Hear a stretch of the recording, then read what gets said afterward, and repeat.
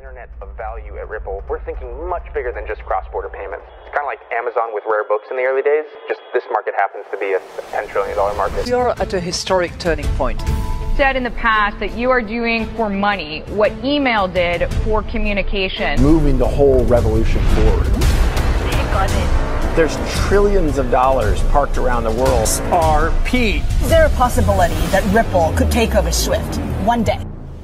Well, Bitcoin itself is a hyped up fraud. Welcome back, ladies and gentlemen, to another episode of Turf Hours Crypto. Let's get right in today's video. Wow, that's all I gotta say. And I'm sure after you're done watching this video, you're gonna say the exact same thing. We're gonna go over JP Morgan, Jamie Dimon, and the whole Ripple, XRP, and JP Morgan targeting Ripple XRP, and that's why they got sued to buy time. What happened was JP Morgan wanted to build their own infrastructure because currently they sit at the top of the banking cartel. Just take a listen to this video, okay? The first video was sent to me by Cypress, so thank you so much for that. This is a gem. And then we got Brad Garlinghouse. I got a little collage here. Take a listen. How do I decide and tell my customers will move from the system to that? I mean, like JP Morgan has systems they've been running for, years and years and years, and they make a lot of money off of them. So why would they mess with it? Jamie Dimon makes a technical term of a shit ton of money. I mean, like JP Morgan has systems they've been running for, years and years and years, and they make a lot of money off of them. So why would they mess with it, right? So it's that kind of adoption that's difficult because it's like inertia, right? So I think that that's part of the issue, but I do believe, and I think everybody here believes, that we are at a turning point and people are starting to understand and they're really leaning in and thinking about, okay, what's my first use case? What can I actually do here? And we know that Brad Garlinghouse and Ashish Birla and Ripple, they were pretty vocal about the whole JPM coin not being a legit blockchain and not actually, it's not really going to solve a use case. Yeah, I mean, I think the one thing that's really interesting about the JPM coin is that it's essentially just a database rebranded as a blockchain. I mean, there's really no inherent need for using a blockchain for that. He was interviewing me. I said, so is Morgan Stanley going to use the JPM coin? And he's like, well, probably not. And so, well, is Citi going to use the JPM coin? Is B of A going to use the JPM coin? Is PNC? And the answer is no. If you're just moving it within the JPM ledger, and it has to be dollar to dollar, a one-to-one backing, it honestly doesn't actually, I don't understand what problem that solves. And even prior to that, a video from 2018. We talk about Jamie Dimon, we first have to recognize where he sits. He sits at the top of the global financial infrastructure. There are a few banks, of which JPM is certainly one, that make billions and billions of dollars of profit by virtue of that perch. 99.9% of banks don't make money in this ecosystem in terms of cross-border payments. Jamie Dimon makes a technical term of a shit ton of money by sitting there. And that is why back on December 10th, 2020, JP Morgan executes intraday repo transaction using blockchain. JPM coin facilitated payment in exchange for collateral. Okay, take a listen to this part. The current repo market has some technical inefficiencies, and we identified blockchain technology as a way to reduce our clients' intraday risk profile. Do you see how they're trying to make it seem like we identified a blockchain technology as a way to reduce our clients? You see how much of a BS that is? They're trying to make it seem like, yeah, we have the solution to this multi-trillion-dollar problem. It's like 99.9% of banks actually are paying other banks, the kind of the global money center banks like JP Morgan or Citibank, to make those settlements. That's what Ripple's trying to fix, right? You see how it's all adding up here?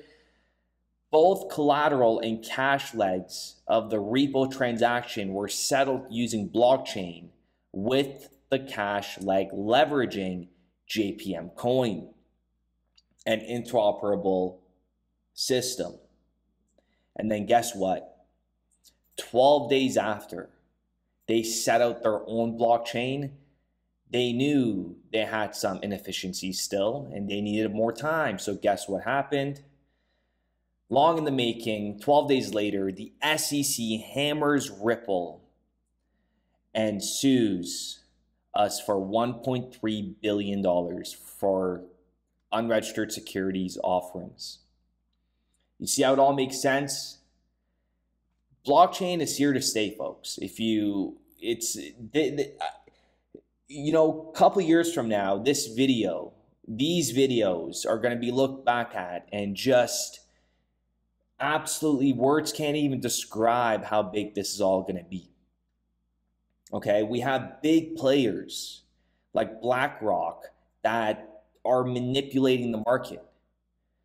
This is when BlackRock came out and said Bitcoin is great. And then the market tanked because they're buying. Ladies and gentlemen, the crypto market is so small. It is so easy to manipulate right now for these big players. That's why they could, sadly, they could prevent this. Like they're doing this on purpose, but there's going to be a moment where the floodgates open, and once it passes a certain market cap for the whole crypto sector, we're talking about, 10, 20, 30 trillion, the manipulation is going to be really hard. Retail is going to be completely priced out. There's going to be a new group of individuals with wealth, okay? And the turning point is coming. Like, just take a listen to this panel right here. And issuers, and I don't think this is decades off. I think this is years off, and I think we're going to start to see it accelerate, particularly with a tighter regulatory framework. And shout out to Cyphers for that one. We are just years away, and I'm telling you, the next couple of years, and let alone the next couple of months in this crypto sector, are going to be absolutely iconic. With that being said, ladies and gentlemen, let me know what you guys think in the comments down below. There will be a movie about all this in the future, 100%. 100%. I don't see it not happening. A movie about Ripple, JP Morgan, ETHgate, the whole crypto revolution, and this whole crypto sector, and the Riddlers. Because there's going to be a moment where a lot of people are going to get priced out, folks. I'm telling you, it's going to be absolutely insane. With that being said, I do appreciate every single one of you educated mother individuals, okay? Love you guys, every guy's tuning in, seeing the narrative play out, okay? Having the patience, accumulating, practicing patience is very important. Like I said, it is going to pay off. Patience is probably one of the most valuable assets that you could own right now.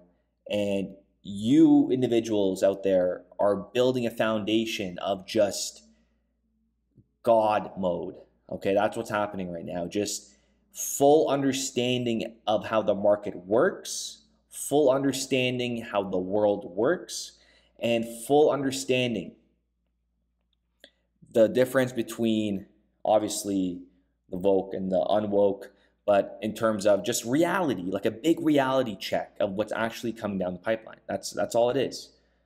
You know what you guys hold, and it's going to pay out very handsomely to those individuals that understand. It's simple as that. We will be back with another video. We started building RippleNet with the thesis that crypto liquidity would eventually be able to support robust global payments, large payments. RippleNet was designed so that customers seeing the benefits of our fiat-based network could flip the switch to ODL once the market was mature enough. And this is exactly what's happening. Flip the switch.